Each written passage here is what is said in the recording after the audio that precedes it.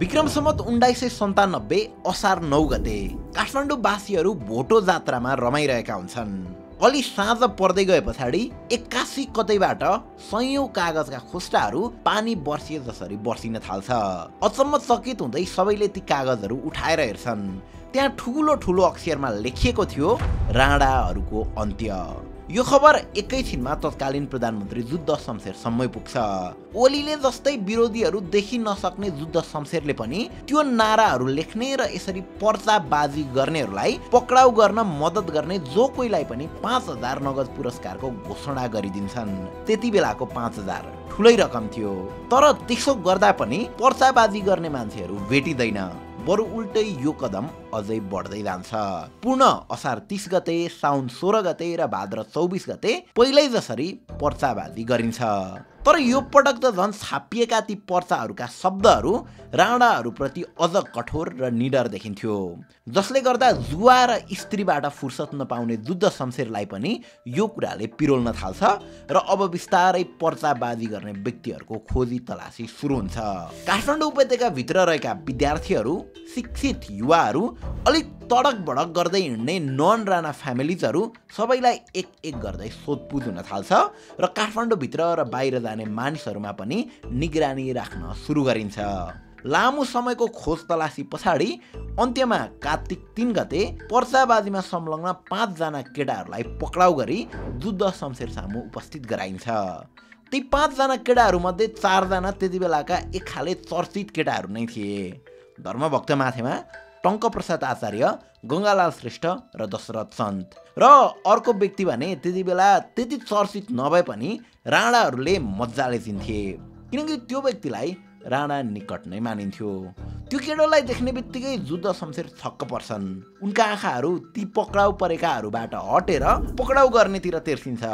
कतै तिमीहरूले गलत व्यक्तिलाई त लिएर आएको होइन भनेर उनले प्रश्न गर्छन्। उनीहरूलाई पक्राउ गर्ने सेनाहरूले पर्चा लेख्ने मुख्य मान्छे नै मुख्य केटा नै यही हो भनेर सुनाए पछाडि जुद्ध शमशेर 3 छक्क पर्छन्। पछि पक्राउ परेका मध्ये धर्मभक्त, गङ्गालाल र दशरथ सन्तलाई भने मृत्युदण्ड सुनाइन्छ र उनीहरू देशको शहीद बन्छन्। तर त्यो केटो भने राणा परिवार नजिकैको भएका कारणले मृत्युदण्डबाट जोगिन्छ र उसलाई नेल लगाएर भद्रगोल जेल हालिन्छ। भद्रगोल जेलमा 4 वर्ष बिताए पछाडि उक्त ठिटो 25 वर्ष पुगेको हुन्छ र असार 14 गतेको रात भद्रगोल जेलको पर्खाल नागी ऊ फरार हुन्छ। फरार भएको त्यो व्यक्ति इन्डियामा गई नेपाली कङ्ग्रेसको स्थापना गर्छ, शक्ति बढाउँछ र ठुलो जमातसहित 2007 सालमा राणा शासन फाल्छ। पछि गएर 2046 को आन्दोलन पनि हाँक्छ र 47 सालमा लोकतन्त्रको पनि स्थापना गर्न ठुलो भूमिका खेल्छ। लोकतन्त्र पश्चात स्वयं राजा वीरेन्द्रले दिएको प्रधानमन्त्रीको अफरलाई पनि उनले अस्वीकार गरिदिन्छ। एउटा आदर्शवादी व्यक्ति जो आफ्नो सिद्धान्त र बाचामा सधैँ अडिग रहन्छ। शक्तिको लागि एक अर्कालाई धोका दिने, जे गरे पनि हुने राजनीति जस्तो फोरी खेलमा ऊ सफा रहन्छ। प्रधानमन्त्रीको पद नै त्याग्छ र इभन आफूले नै बनाएको पार्टी पनि परित्याग गरिदिन्छ र नेपाली राजनीतिमा एउटा अपवादको रूपमा स्थापित हुन्छ। आज कुरा हुँदैछ एउटा युगको, एउटा क्रान्तिको, एउटा राजनीतिक अपवादको। आज कुरा हुँदैछ नेपालको आइरन मेन भनेर चिनिने गणेशमान सिंहको। प्रस्तुत छ the paradox of Ganeshman Singh.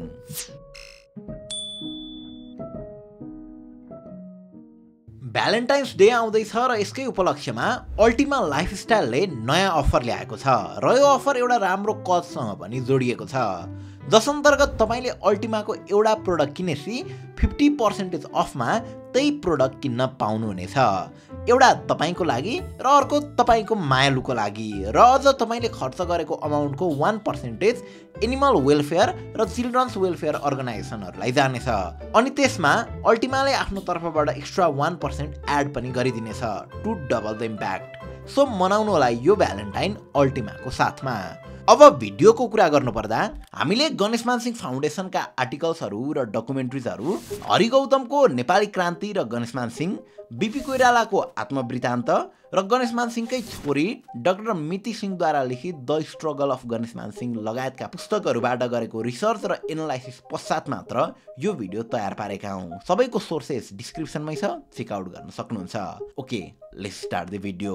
Vikram Samvat 1972 सालमा पश्चिमी युरोपमा Kaiser Wilhelm, Nicholas second, Franz Joseph जस्ता अटोक्रेटिक रुलरहरूले फर्स्ट वर्ल्ड वारको नाममा आतंक मचाइरहँदा विश्व मानचित्रको दक्षिण एसियामा पर्ने नेपालमा पनि एउटा कुर तानाशाह प्रधानमन्त्री मानिने श्री 3 चन्द्र शमशेरको शासन चलिरहेको हुन्छ। सिंहदरबारभित्र राणाहरूको बिगबिगी चल्दै गर्दा त्यसको 2.7 किलोमिटर पश्चिम यातकामा बुबा ज्ञानमान र आमा सुभद्रा देवीको कोखबाट हरिकाजीको जन्म हुन्छ, जसले पछि गएर तिनै तानाशाह राणा शासनलाई सदाका लागि उखालेर फाल्नेवाला थियो। हरिकाजी यानि कि गणेशमान सिंह सानै हुँदा उनका बुबा सुब्बा ज्ञानमान सिंह र हजुरबुवा हरिमानको निधन हुन्छ, जसले गर्दा उनी सानै उमेरदेखि आफ्ना ठुला हजुरबुवा बडाकाजी रत्नमान सिंहको घरमा हुर्कन्छन्। यो स्टोरीमा उनका हजुरबुवाको खासै ठुलो भूमिका नभएकाले यस पछाडि हामीले रत्नमानलाई नै गणेशमान सिंहको हजुरबुवा भनेर सम्बोधन गर्नेछौँ। आफ्नै हजुरबुवा राणाको दरबारमा बडाकाजी भएकाले गणेशमानको बाल्यकाल एकदमै सुखमय बित्छ। टन्न यसो आराम र घर परिवारबाट पुलपुलिएकाले पनि उनको स्वभाव सानैदेखि अलि एरोगेन्ट र निडर थियो। उनी हत्तपत्त कोहीसँग डराउँदैन थिए, हेपिएको महसुस गरे मुख वा हात फर्काइदिइहाल्थे। राणा परिवारसँगै हुर्किएकाले उनीभित्र राणाहरूप्रति एउटा सफ्ट कर्नर त थियो नै होला, तर उनी क्लास 6 मा पढ्दाको एउटा इन्सिडेन्टले यसलाई सधैँको लागि चेन्ज गरिदिन्छ। दरबार हाई स्कुलमा क्लास 6 मा पढ्दाको घटना हो। उनको सँगै पढ्ने साथीसँग झगडा हुन्छ। फरक यति थियो, त्यो साथी राणा परिवारको थियो। उनीहरूबीच कुटाकुट भएको खबर स्कुलको प्रिन्सिपलसम्मै पुग्छ। गणेशमानले आफू निर्दोष भएको भन्दै आफूले जस्टिस पाउने आशा गर्छन्, तर त्यसको ठिक उल्टो प्रिन्सिपलले उल्टै राणाजीलाई किन हात लगाइस् अनि अहिले किन क्षमा माग्दैनस् भन्दै गणेशमान सिंहलाई कुट्न तम्सिन्छन्। गणेशमानले यहीबाट प्रिन्सिपल राणाहरूकै पाल्तु भएको बुझ्छन् र जिन्दगीभरि दरबार स्कुल नफर्कने निदो गर्छन् र त्यहाँबाट भाग्छन्। त्यस्तै गणेशमान सिंह 17 वर्षको उमेरको पुग्दा उनी राणाहरूसँग फेरि अर्को जुवारीमा मुसिन्छन्। त्यस्ताका उनी हजुरबाको पहुँचको कारणले गर्दा मुलुकी अड्डा यानि कि एडमिनिस्ट्रेटिभ अफिसमा बाहिदारको काम गरिरहेका हुन्छन्। बाहिदार भन्नाले पुरानो समयमा सरकारी कागजात वा फाइल हेर्ने तथा व्यवस्थापन गर्ने कर्मचारीलाई बुझिन्थ्यो। काम गर्ने क्रममा उनी दिनौँ जसो साइकल चढेर अफिस जाने गर्थे। त्यो समय साइकल केवल धनी मानिले मात्र चलाउने साधन थियो। अब एक दिनको कुरा हो, गणेशमान सिंह सधैँ झैँ आफ्नो साइकलमा बसी अफिस जाँदै गर्दा एउटा आर्मीको अफिसरले उनलाई रोक्छ। उनको साइकलमा लाइट र घन्टी नभएको अनि नियम पनि पालन नगरेको भन्दै त्यो आर्मीले देखावटी नेवार भन्दै विभिन्न अपशब्द प्रयोग गरेर गणेशमान सिंहलाई गिज्याउँछ। रिसा र झोकी स्वभावका गणेशमान सिंहलाई त्यो सुन्नासाथ पारो तात्छ र उनले उक्त आर्मीलाई नराम्रोसँग कुट्छन्। उनले आर्मी कुटेको खबर दरबारसम्म पुग्छ। दरबारले उनलाई माफी माग्न लगाउँछ। माफी माग्नुको साटो बरु जागिरै छाडिदिन्छु भनेर उनले त्यही मोमेन्ट जागिर त्यागिदिन्छन् र जिन्दगीभर कहिल्यै पनि राणाहरूको चाकरी र गुलामी नगर्ने प्रण लिन्छन्। तर त्यो समय कसलाई नै थाहा थियो र यो सानो आगोको झिल्कोले नै पछि गएर पुरै राणाहरूलाई खाक बनाइदिन्छ भनेर। अब खाली दिमाग शैतानको घर भने चाहिँ गणेशमानसँग जागिर छाडे पछाडि समय नै समय थियो, जसले गर्दा उनलाई बिस्तारै जुवाको लत बस्न थाल्छ। स्थिति यहाँसम्म पुग्छ कि उनले जुवामा हारेको पैसा तिर्नलाई नै आफ्नै हजुरआमाको गहना र हजुरबुवाको तिजोरी फुटाएर 30,000 रुपियाँ चोरी गर्छन्। अब घरैबाट यत्रो ठुलो रकम चोरी सके पछाडि गणेशमानलाई घर छिर्ने आँट आउँदैन र अब उनी त्यतैबाट आफ्नो साथी हरिकृष्णलाई भेट्न भनी कलकत्ता जाने निदो गर्छन्। अनि उता आफ्नो नाति चोरी गरेर कलकत्ता गएको थाहा पाएर रत्नमान सिंहले कोलकातामा भएका आफ्ना साथी यानि कि तिनै हरिकृष्णका बुबालाई चिठी पठाउँछन् र गणेशमानलाई पनि हरिकृष्णसँगै त्यतै पढ्ने व्यवस्था मिलाइदिन आग्रह गर्छन्। आफ्नो म्याट्रिक तहको अध्ययन पुरा गरी जब उनी आइएससी गर्न विद्यासागर कलेज जोइन गर्छन्, उनको भेट इन्डियामा भारत छोडो आन्दोलनमा अग्रसर विद्यार्थी नेताहरूसँग हुन्छ। त्यहाँ उनले ब्रिटिस दमन र भारतीय क्रान्तिलाई राम्रोसँग अवलोकन गर्ने मौका पाउँछन्, जसले गर्दा अब बिस्तारै गणेशमान भित्र पनि एउटा क्रान्ति र विद्रोहको झिल्को देखा पर्न थाल्छ। यही समय उनको भेट नेपालका दुई क्रान्तिकारी योद्धा शुक्रराज शास्त्री र गङ्गालाल श्रेष्ठसँग पनि हुन्छ। शास्त्रीका तर्कसङ्गत कुरा र आदर्श विचारले उनीमा पनि नैतिकवान राजनीतिक गुणहरू पलाउन सुरु हुन्छ। उनले नेपालमा पनि अब राणाहरूलाई धपाउन केही गर्नै पर्छ भन्ने निर्णय गर्छन् र आफ्नो आइएससी को पढाइ बिचैमा छाडी नेपाल फर्कन्छन्। नेपाल फर्के लगतै उनको दिनौं राजनीतिक गोष्ठी गर्ने साथी गंगालाल श्रेष्ठ बनेका थिए। उनीहरूबीच दिनौं जसो विश्व र भारतमा चलिरहेको क्रान्तिबारे ठुलै बहस चल्थ्यो, तर नेपालमा के गर्ने कसरी गर्ने केही पनि आइडिया थिएन। एक दिनको कुरा हो, राति खाना खाएर गंगालाल र गणेशमान सिंह एकछिन डुल्नका लागि भनेर बाहिर निस्कन्छन्। त्यही क्रममा आफूभन्दा अगाडि हिँडेका दुई युवतीलाई देखाउँदै गंगालालले सोध्छन् के होला यदि राणाहरूले जबरजस्ती उनीहरूलाई लगे भने। गणेशमान सिंहले घमण्डपूर्वक जवाफ दिन्छन्, राणाहरूको त कुरा छाड्नुहोस् गंगालालजी, यदि मैले नै ती महिलाहरूलाई लगे भने पनि उनीहरूका पतिहरूले केही गर्न सक्दैनन्। त्यस पछाडि गंगालालले अर्को प्रश्न सोध्छन्, यदि राणाहरूले तिम्री पत्नी वा दिदीबहिनीलाई लगे भने चाहिँ के गर्न सक्छौ? यो प्रश्नले गणेशमान सिंहलाई स्तब्ध बनाउँछ। यो कुरा सिंहको मनमा गहिरोसँग बस्छ। उनी त्यो रात निदाउन सक्दैनन्।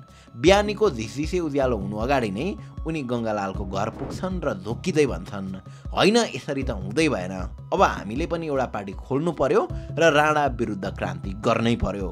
गणेशमानले त्यसो भन्ने बित्तिकै गंगालालले नेपालमै पनि एउटा भित्री संगठन रहेको र उक्त संगठनको नाम प्रजा परिषद रहेको भनी बताउँछन्। तर त्यो समयसम्म प्रजा परिषदको केवल नाम मात्र सुनिएको थियो। यो संस्था हो कि राजनीतिक दल, यो के हो, को हो र कहाँबाट परिचालित छ, कसैलाई केही पनि थाहा थिएन। त्यसैले अब रित्तो गोजी र मनभरिको साहस बोकी दुईजना काठमाडौँका गल्ली र टोलहरूमा प्रजा परिषद खोज्दै भौतारिन्छन्। त्यही समय उनीहरूको भेट काठमाडौँका पहलमान धर्मभक्त माथेमासँग हुन्छ। एक दिन गणेशमानले अन्जानमा धर्मभक्तलाई बक्सिङमा ओपन च्यालेन्ज दिन्छन्। लड्ने क्रममा गणेशमानलाई धर्मभक्त माथेवाले एउटा मुका यसरी हान्छन् कि गणेशमान त्यसको फ्यान नै हुन्छन्। त्यस पश्चात धर्मभक्त, गणेशमान र गंगालाल एकदमै मिल्ने साथी जस्ता हुन पुग्छन्। अब दिनौं धर्मभक्तको अखडा गणेशमान र गंगालालको राजनीतिक भलाकुसारी गर्ने जंक्सन बन्छ। उनीहरू बेला बखत प्रजा परिषदको कुरा गरिरहेका हुन्थे। दुई भर्खरका युवाहरूको क्रान्ति र राणाहरूप्रतिको यो जोस देख्दा धर्मभक्त पनि दङ्ग पर्थे। प्रजा परिषदमा पनि उनलाई यस्तै युवाहरूको खाँचो त थियो, तर गणेशमान बडाकाजी रत्नमान सिंहकै नाति भएकाले कतै यो राणाहरूकै जासुस हो कि भन्ने शङ्का उनीमा थियो र आफू पनि प्रजा परिषदकै मान्छे भएको कुरा उनले निकाल्न सक्दैन थिए। गणेशमान ठ्याक्क त्यसको उल्टो थिए। राणाहरूसँगको उठबस र समर्थन भए पनि उनलाई राणा भन्ने बित्तिकै रिस उठ्थ्यो, जुन कुरा उनका पहिलाका दुई घटनाले पनि प्रष्ट पारेको थियो। तर महिनौ पछिको कुराकानीले गर्दा धर्मभक्त ढुक्क हुन्छन् र उनीहरूलाई प्रजा परिषदमा इन्ट्री दिन्छन्। विक्रम सम्वत 1997 असार 9 गते काठमाडौँ उपत्यका भोटो जात्रामा रमाइरहँदा प्रजा परिषदले नेपाली जनतालाई जागरुक गराउन भनी मौकाको फाइदा उठाउँछ र त्यही भएका कार्यकर्ताहरू 4 वटा टिममा बाडिन्छन्। पाटनतर्फ पुष्करनाथ उप्रेती र केशवराज कार्की, चावेलदेखि भक्तपुर मुकुन्दनाथ रिमाल, दिल्ली बजारदेखि महाराजगञ्ज बलबहादुर पाण्डे र गोविन्द प्रसाद उपाध्याय र काठमाडौँभित्र धर्मभक्त, गंगालाल र हरिकृष्ण श्रेष्ठ र प्रजा परिषदका प्रेसिडेन्टको नाम यानि कि टङ्कप्रसाद आचार्यको नाममा राणाहरूलाई चुनौती दिँदै काठमाडौँ उपत्यकाभरि पर्चाहरू छरिन्छन्। गणेशमान भने 10 गते हुन गइरहेको बिहेले गर्दा त्यहाँ देखा पर्दैनन्। पर्चा छरेको भोलिपल्टदेखि हल्ली चल्ली मचिन थाल्छ। सरकारले पर्चाबाजी गर्ने व्यक्तिको पहिचान गर्न सहयोग गर्ने व्यक्तिलाई 5,000 दिने भनेर पुरस्कारकै घोषणा गर्छ। तर प्रजा परिषदका मानिसहरू यति सजग थिए कि उनीहरूले यसको पत्तै हुन दिँदैनन्। गणेशमानको आगमनसँगै पार्टीभित्र पनि गणेशमानको जिताहा प्रविधि र एरोगेन्सीलाई लिएर खुबै चर्चा हुन्छ। राणा परिवारसँग नजिकै भएकाले धेरैलाई उनीप्रति विश्वास भन्दा नि शङ्का हुन थाल्छ। विवादका बीचमा पनि प्रजा परिषदले आफ्नो पर्चाबाजी भन्ने गर्न छाड्दैन। गणेशमानले पनि टङ्कप्रसाद आचार्यको अन्डरमा पर्चा लेख्ने जिम्मेवारी लिन्छन् र थप असार 30 गते, साउन 16 गते र भदौ 24 गते पर्चाबाजी हुन सुरु गर्छ। यस समयका पर्चाभित्रका शब्दहरू अझ निडर र डाइरेक्ट राणाहरूलाई चुनौती नै दिने खालका थिए र यो सबै गणेशमान सिंहले लेखिरहेका थिए। जनताहरूमा ती पर्चाहरूले गर्दा राणाहरूप्रति डर र आधार घट्दै थियो। अझ त्यसैमाथि 24 गतेको पर्चाबाजी पछाडि जुद्ध रोडमा रहेको जुद्ध शमशेरको मूर्तिको श्रीपेजमा हिलो र रगत पोतिएको कागजहरू झुन्डाइदिन्छन्, जसले गर्दा जुद्ध शमशेरलाई पनि प्रजा परिषदतिर ध्यान केन्द्रित गर्न बाध्य बनाउँछ र अब काठमाडौँका हरेक सडक र गल्लीमा देखिने युवा, शिक्षक र बुद्धिजीवी सबैलाई समाउँदै जेल हाल्ने क्रम सुरु हुन्छ। विक्रम सम्वत 1997 कार्तिक 3 गते राणाहरूले घर घरमा गई पर्चावादी गरिरहेका गणेशमान सहित प्रजा परिषदका शीर्ष नेता र कार्यकर्तालाई एक एक गरी पक्राउ गर्न सुरु गर्छन्। तेरो मुख्य नेता खोइ, प्रजा परिषदसँग अरु को जोडिएको छ भन्दै विभिन्न यातनाहरू दिन सुरु गरिन्छ। कति कार्यकर्ताहरूले राणाहरूको यातना सहनै नसके पछाडि आफूलाई थाहा भएको जति कुराहरू खोलिदिन्छन्, जसकारण नै कोलकातामा रहेका प्रजा परिषदका अध्यक्ष टङ्कप्रसाद आचार्यलाई पनि विभिन्न जालजेल गरी नेपाल झिकाइन्छ। अनि रोमा बसाली टङ्कप्रसाद आचार्य, धर्मभक्त दशरथ चन्द र गङ्गालालहरूलाई पालै पालो यातना दिन थालिन्छ। राणाहरूलाई राम्रोसँग थाहा थियो कि यस सङ्गठनसँग राजा त्रिभुवन पनि जोडिएका छन् भनेर, र यो कुरा उनीहरू यिनै चारजनाको मुखबाट खोलाउन चाहन्थे। तर जति कुट्दा पनि कसैको मुख नखोलेसी उनीहरू थकित हुन्छन्। अब केवल गणेशमान सिंह मात्र बचेका थिए। गङ्गालाल बाहेक सबैलाई गणेशमानले राणा सामु पोल खोलिदेला कि भन्ने डर थियो। तिनै गणेशमान जसलाई सम्पूर्ण प्रजा परिषदले एउटा आवारा, तन्देरी र घामड प्रविधिको मानिस सोच्थे, आज तिनै गणेशमान सयौं पटक यातना र प्रलोभन दिँदा पनि फलाम जस्तो अडिग भएर बसेको देख्दा सबै स्तब्ध हुन्छन्। राणाहरूले प्रजा परिषदका सिक्रेट प्रोग्राम र लिङ्कहरू खोल्न भरपुर ट्राई गर्छन्, तर फेल हुन्छन्। एज अ रिजल्ट ती 5 जनालाई दरबारमा बोलाइन्छ र प्रजा परिषदका 3 नेता र शुक्रराज शास्त्रीलाई मृत्युदण्ड सुनाइन्छ। तर टङ्कप्रसाद भने ब्राह्मण भएको र ब्राह्मण हत्या पाप हुने ठानेर उनलाई आजीवन जेल सजाय सुनाइन्छ। त्यसैले पनि टङ्कप्रसाद आचार्यलाई जिउँदो शहीद भनिन्छ। अनि गणेशमान सिंह बडाकाजी रत्नमान सिंहकै नाति भएका कारण अझ अब राणाहरूसँगै पनि अनि पहिला नजिकै भएको कारण उनी मृत्युदण्डबाट बाँच्न सफल हुन्छन् र उनीहरू दुवैलाई जन्मकै सुनाई भद्रगोल जेल राखिन्छ। गणेशमानलाई जेलमा पनि सुख मिल्दैन। दिनौं यातना दिने र सोधपुछ गर्ने क्रम जारी नै रहन्छ। उनलाई त्यहाँ बसेका हरेक दिनले एउटा नयाँ पाठ सिकाइरहेको थियो। उनले उनीमाथि कोर्रा बर्साउने सिपाहीहरूलाई भन्ने गर्थे, जति कुट्नु छ कुट, आज तेरो पालो हो, भोलि मेरो पालो आउला। विक्रम सम्वत 2001 असार 14 गते शहीद काण्ड भएको 4 वर्ष बितिसकेको थियो। जेलमा प्राय क्रान्तिकारीहरू पनि सेलाइसकेका थिए। त्यसैले जेल जीवन अलिक नरम पनि भइरहेको हुन्छ। त्यो सेलाएको क्रान्तिको भिडमा एकरात गणेशमान क्रान्तिको राप बोकी भद्रगोल जेलको 16 फिट अग्लो पर्खाल नागी फरार हुन्छन्। अर्को दिन बिहानै गोरखापत्रमा गणेशमान भागेको सूचना आउँछ र खोज्न सहयोग गर्नेलाई इनाम प्रकाशित गरी खोजी कार्य सुरु हुन्छ। तर रातको अन्धकारमा भागेका गणेशमान त्यति समयमा त गोर्खा, तानसेन, बुटोल हुँदै भारततिर लागिसकेका हुन्छन्। भारतमा करिब 1 वर्षको दौडधुप पछि गणेशमानको भेट बनारसमा बसी विद्यार्थी संगठन चलाइरहेका बीपी कोइरालासँग हुन्छ। उक्त भेटले बीपी र गणेशमान दुवैलाई यसरी प्रभावित पार्छ कि त्यस पछाडि उनीहरूको साथ कहिल्यै टुट्दैन। गणेशमान र बीपीको एउटै सोच थियो, एउटा नयाँ राजनीतिक पार्टीको स्थापना गर्ने र प्रजा परिषदले जन्माएको क्रान्तिलाई फेरि उजागर गर्ने। र त्यही अनुरूप नै विक्रम सम्वत 2003 माघ 13 गते कलकत्तामा नेपाली राष्ट्रिय कङ्ग्रेसको स्थापना हुन्छ। अब पार्टीको मुख्य एजेन्डा भनेकै देशभित्र विद्रोहको आगो सल्काउनु थियो। प्लान अनुसार नै गिरिजाप्रसादको नेतृत्वमा विराटनगर जुट मिलबाट पहिलो प्रदर्शन सुरु हुन्छ। त्यही समय विराटनगरको आन्दोलनलाई सघाउन गएका बीपी सहित 15 जनालाई पक्राउ गरिन्छ र काठमाडौँ जेल चलायन गरिन्छ। उता पूर्वमा रहेका गणेशमानले राणाहरूको उक्त कदमको विरुद्धमा पूर्वको इलामबाट सत्याग्रह सुरु गर्छन् र अन्ततः राणाहरूले घुँडा टेक्नै पर्छ र अन्त्यमा उक्त 15 जनालाई रिहा गरिन्छ। यसले गर्दा काठमाडौँ उपत्यकामा गणेशमान र नेपाली राष्ट्रिय कङ्ग्रेसको क्रेज वात्तै बढ्दै जान्छ। तर बिहाइन्ड द सिन उक्त शक्ति निकै सानो थियो र उनीहरूलाई थप अझै ठुलो जनशक्तिको आवश्यकता थियो। जसकारण नै अब गणेशमान र बीपीले पार्टीको शक्तिलाई बढाउने निधो गर्छन् र त्यही अनुरूप विक्रम सम्वत 2006 साल चैत्र 27 गते नेपाली राष्ट्रिय कङ्ग्रेस र नेपाल प्रजातान्त्रिक कङ्ग्रेस बीच एकीकरण हुन्छ र पार्टीको नाम हुन्छ नेपाली कङ्ग्रेस। पार्टी निर्माणसँगै अब सभापति को हुने भन्ने विषयमा ठूलो प्रश्न चिन्ह उठ्छ। हुन त उमेर र राजनीतिक अनुभवमा गणेशमान अरूभन्दा कम थिएनन्, तर गणेशमानलाई त्यो कुर्सीको मोह कहिल्यै लागेन। बरु उनी पार्टीको सभापति बीपी कोइराला भएको देख्न चाहन्थे। बीपीले नै पार्टीलाई वेल ब्यालेन्स वेमा लग्न सक्छन् र देशलाई पनि एउटा दिशा दिन सक्छन् भन्नेमा उनी ढुक्क थिए। तर पार्टीभित्र चलखेल सुरु हुन्छ र सभापति बीपी नभइकन मातृका प्रसाद कोइराला बन्छन्। यो कुराले गणेशमानलाई एक एकदमै दुखी बनाउँछ। यही बीच अब पार्टीको मुख्य उद्देश्य बारे पनि छलफल हुन्छ र गणेशमानले चाहिँ पार्टीको मुख्य उद्देश्य गणतान्त्रिक नेपाल हुनुपर्ने जिकिर गर्छन्। उनको विचारमा देशका निम्ति लड्ने आम जनता भएकाले नै अब राष्ट्रको प्रतिनिधि राजाले होइन जनताले नै गर्नुपर्छ भन्ने थियो। तर उनको यो विचार हावादारी भएको भन्दै पार्टीभित्र ठाडै अस्वीकार गरिन्छ। 2017 र 2061 सालको कुले नै छर्लङ्ग पार्छ कि गणेशमान सिंह कति फारसाइटेड मान्छे थिए भनेर। 2065 साल ज्येष्ठ 15 गते संविधान सभाको पहिलो बैठकले नेपाल गणतान्त्रिक देश बन्छ।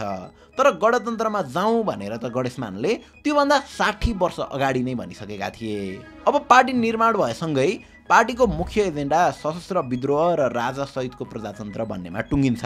गणेशमान भित्रभित्रै दुखी त थिए, तर अहिलेको लागि उनको त्यो एजेन्डा भन्दा पनि नेपाली जनताको मुक्ति चाहिँ ठुलो कुरा हो भन्नेमा उनी विश्वस्त थिए। अब राणाहरूलाई सिद्ध्याउने भनेरै एउटा ग्रान्ड प्लान बन्छ जसमा 5 वटा मुख्य एजेन्डाहरू तयार हुन्छ।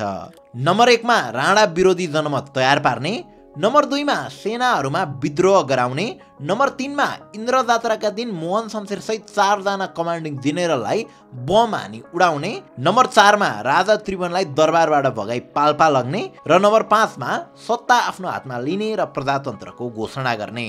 हतियार तयार भइसकेको थियो र मुक्ति सेनाको गठन पनि सुरु भइसकेको थियो र अब यो सब हुने ठाउँ काठमाडौँ नै थियो। पार्टीलाई अब यस्तो व्यक्तिको आवश्यकता थियो जो हत्तपत्त कोहीसँग नडराओस्, आफ्नो मुख नखोलोस् र मेन कुरा काठमाडौँलाई राम्रोसँग बुझेको होस्।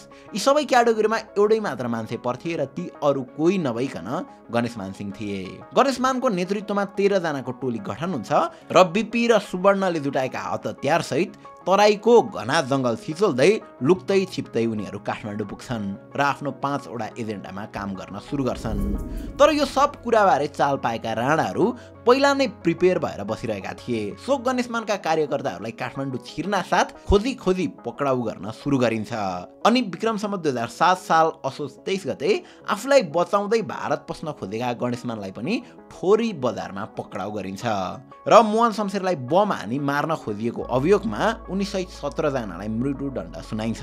यसैबीच धेरै पहिल्यै भद्रगोल जेलबाट फरार भएका गणेशमानलाई फेरि देखेर सोम शमशेरले भन्छन्, ए यो गणेशमान फेरि आएछ, कसो यसलाई ठोरीका बाघ भालुले नखाएको।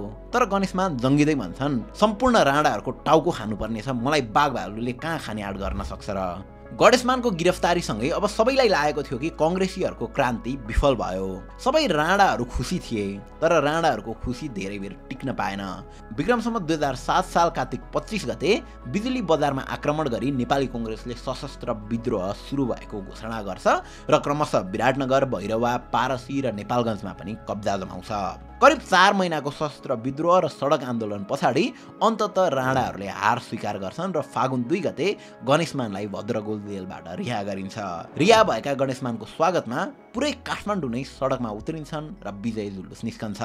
विक्रम सम्वत 2007 साल फागुन 7 गते राणा, राजा र कांग्रेस बीचको त्रिपक्षीय सन्धिसँगै अब देशमा प्रजातन्त्रको घोषणा हुन्छ र यो पलमा गणेशमानले आफ्ना अभिन्न मित्र गङ्गालाल, शुक्रराज र धर्मभक्तलाई सम्झन्छन्। उनले गङ्गालाल र धर्मभक्तलाई दिएको वचन अब पुरा हुँदै थियो, तर पनि गणेशमान अझै खुसी थिएनन्। उनी भित्रभित्रै प्रजातन्त्रलाई अङ्कमाल गर्न सकिरहेका थिएनन्।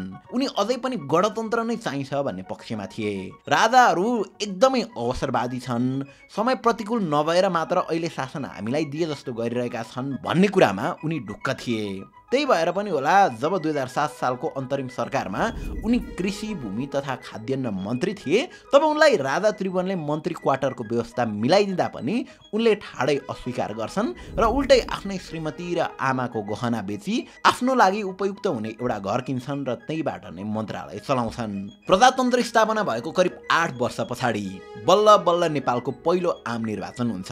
कांग्रेसले भारी मतसहित जित हासिल गरी सरकारको नेतृत्व गर्छ। यो टाइम फ्रेमसम्म आउँदै गर्दा देशको राजा त्रिभुवनबाट महेन्द्र भइसकेका थिए, तर सरकारको नेतृत्व गरेको 2 वर्ष पनि नपुग्दै यानि कि विक्रम सम्वत 2017 पुस 1 गते राजा महेन्द्रले शासन सत्ता आफ्नो हातमा लिन्छन् र एकतन्त्रीय शासनको सुरु गर्छन् अनि सम्पूर्ण नेताहरूलाई जेल या नजरबन्दमा राख्छन्। खैरपछि 8 वर्षको जेल भोगाई पछाडि विक्रमसम्म 2025 कार्तिकमा बिपी र गणेशमान भारततिर लाग्छन् र उतैबाट पञ्चायती शासन विरुद्ध लड्ने सोच बनाउँछन्। बिपी अझै पनि राजासँगै मिलेर देश चलाउन चाहन्थे, तर गणेशमानलाई राजाप्रतिको फिट्टिकै भरोसा थिएन। हुन पनि त्यही भयो। विक्रमसम्म 2033 सालमा मेलमिलाप नीति लिएर आएका बिपी र गणेशमानलाई वीरेन्द्रले एयरपोर्टबाटै समातेर सुन्दरी जेल हालिदिन्छन्। यसले गर्दा 31 सालबाटै चलेको सशस्त्र विद्रोह अझ उत्कर्षमा पुग्छ। काठमाडौँको सडक नेपाली कांग्रेसका विद्यार्थी नेताहरूले लगाएको जुलुसले तातिरहेको थियो। यसरी सडक तातिरह्यो भने राणाहरू जसै आफू पनि सिद्धिने आकलन गरी राजा वीरेन्द्रले 2035 सालमा गणेशमानलाई रिहा गर्छन् र बिपी भने 2034 सालमै रिहा भइसकेका थिए। यससँगै राजाले 2036 सालमा जनमत सङ्ग्रहको पनि घोषणा गर्छन्। बिपीले उक्त निर्णयको स्वागत गर्दै गर्दा गणेशमानले भने वीरेन्द्रको चाल बुझिसकेका थिए। उनको विचारमा जनमत सङ्ग्रह राजाले जनताको आक्रोश सिलाउन बनाएको भाँडो जस्तो मात्र थियो, किनभने त्यो समयको निर्वाचन गराउने सिस्टम र सम्पूर्ण एडमिनिस्ट्रेटिभ सबै पञ्चहरूकै हातमा थियो र पञ्चहरू राजाहरूको हातमा, जसले गर्दा बहुदलले हार्ने लगभग पक्का नै थियो। गणेशमानले बिपीलाई धेरै सम्झाउने कोसिस गर्छन्, तर बिपीको हटमाथि गणेशमानको केही लाग्दैन र रिजल्ट एज एक्सपेक्टेड गणेशमानले भने जस्तै हुन्छ। निर्वाचनमा बहुदल नराम्रोसँग पराजित हुन्छ। बिपीलाई झ्वालस्स कलकत्ताको त्यो पार्टी एकीकरण ताका गणेशमानले किन गणतन्त्रको आह्वान गरे होलान् भन्ने बल्ल आवाज हुन थाल्छ। तर समय बितिसकेको थियो। चाहे त्यो जालझेल नै किन नहोस्, उनीहरू हारिसकेका थिए। जिनो आस अझै बाँकी थियो। गणेशमान र बिपी फेरि सङ्घर्षको बाटो खोज्दै थिए। तर झन्डै 40 दशकका सहयात्री बिपीले गणेशमानलाई यो क्रान्तिको अन्तिम लडाइँमा बिचैमा छाड्छन् र सदाका लागि विलिन भएर जान्छन्। बिपीको मृत्युसँगै उनी एक्लिएका थिए, तर क्रान्तिको त्यो अन्तिम यात्रा जारी राख्नु थियो। अब सारा नेपाली जनता र कङ्ग्रेसीहरूको आश भनेकै गणेशमान थिए। त्यसैले अब गणेशमान फेरि अन्तिम लडाइँका लागि तयार हुन्छन्। 12 वामपन्थी र नेपाली कङ्ग्रेसलाई एकसाथ जोड्दै आन्दोलनको नेतृत्व गर्छन्। विक्रमसम्म 2046 फागुन 7 मा राणा फालेकै दिन गणेशमान राजाको एकतन्त्रीय शासनलाई फाल्न अघि बढ्छन्। 49 दिन चलेको क्रान्तिमा सयौं शहीदहरू हुन्छन्, हजारौं घाइते हुन्छन् र अन्त्यमा राजा वीरेन्द्र जनता अगाडि घुँडा टेक्न बाध्य हुन्छन् र चैत्र 26 गते देशमा लोकतन्त्रको स्थापना हुन्छ। यो समय गणेशमान हिरो भइसकेका थिए। राजासँग वार्तालाप गर्न जाँदै गर्दा उनलाई फुलमालाले ओइर्याउने लामै लाइन थियो। उनी दरबार पुग्छन्। राजा वीरेन्द्रले गणेशमानलाई भेट्न साथ भन्छन्, गणेशमान तिमी अब प्रधानमन्त्री हुनु पर्यो। तर गणेशमान हाँस्दै भन्छन्, महाराज म त हजुरको हजुरबुवासँग राजनीति गरेको मान्छे, मलाई कुर्सीको कुनै शौक छैन, मलाई भन्दा राम्रो किशनजीलाई बनाइदिनुहोस्। साँच्चै गणेशमान बुढो भइसकेका थिए। उनले राणा फाल्न राजनीति गरे। वीरेन्द्रकै बुबा त्रिभुवनसँग पनि सहकार्य गरे। उनको उमेर ढलिसकेको थियो र यो कुरा उनलाई मजाले थाहा थियो। त्यसैले उनले प्रधानमन्त्री बन भन्दा पनि नाइ भनिदिए। अहिलेका नेताहरूमध्ये कसले यो आँट गर्ला र? कसले रेस्ट लिन खोज्ला र? अब गणेशमानकै अगुवाईमा देशमा लोकतन्त्र आएको थियो। यता नेपाली जनताहरू विकास र समृद्धिको आश गरिरहँदा उता देशकै शक्तिशाली पार्टी कङ्ग्रेसभित्र सत्ता र शक्तिको खेल सुरु हुन थाल्छ र तिनै गणेशमान जसले राणा र राजा दुवैलाई घुँडा टेकाए, उनै विरुद्ध गिरिजाले विभिन्न गुटबन्दी सुरु गर्छन्, जसले गर्दा कुनै समय आफ्नै खुन पसिनाले ठडिएको पार्टीमा गणेशमान फेरि एक्लै पर्छन्। यो पटक न उनीसँग हरेक दुःखमा साथ दिने गङ्गालाल नै जीवित थिए, न त आफ्ना प्रिय मित्र बिपी कोइराला नै। उनी आँखाभरि आँसु र आफ्नै सिद्धान्तमा अडिक रही विक्रमसम्म 2051 सालमा आजीवन पार्टी परित्याग गर्छन्, कङ्ग्रेस छाडिदिन्छन्। नेपाली नेता जो आफ्नो एउटा सानो सङ्घर्षलाई महान रामायण जसरी व्याख्या गर्छन् र नमरुन्जेल शक्ति र सत्तामै बसिरहँदै त्यसकै साउब्याज समेत लिइरहन्छन्, त्यही गणेशमान आफ्नो पोल्टामा भएको सभापति र इभन प्रधानमन्त्रीकै कुर्सीलाई लत्याएर आफूभन्दा तल्लो क्रममा रहेका गिरिजा र किशनजीलाई त्यो पद दिन्छन्। त्यसैले त उनलाई नेपाली इतिहासमा आइरन मेन भनिन्छ। अनि तिनै आइरन मेनको मृत्यु विक्रमसम्म 2054 साल ज्येष्ठ 2 गते हुन्छ। मृत्यु हुँदा उनीसँग न केही पोस्ट थियो, न अरू केही, न प्रधानमन्त्रीको पोस्ट थियो, न पार्टी अध्यक्षकै पोस्ट थियो, या त कुनै ठुलो पूर्ववाला नै पोस्ट थियो त बस जनताहरूमा एउटा आदर्श छवि, जसकै आडमा आज उनका छोरा बुहारीहरूले पनि राजनीति गरिरहेका छन्, उप प्रधानमन्त्री बनेका छन्। उनका छोरा प्रकाशमान सिंह र बुहारी सृजना सिंहले उनको त्यो लेगेसीलाई कुन रूप दिँदैछन् त्यसको त व्याख्या भइ नै रहेछ। त्यो त तपाईँहरूले नै देखि नै रहनु भएको छ। तर गणेशमानले बनाएको त्यो आइरन मेनको छवि कुनै प्रधानमन्त्री अथवा पार्टी अध्यक्षको पोस्टभन्दा धेरै माथिको छ। हस्त थ्याङ्क यू फर वाचिङ।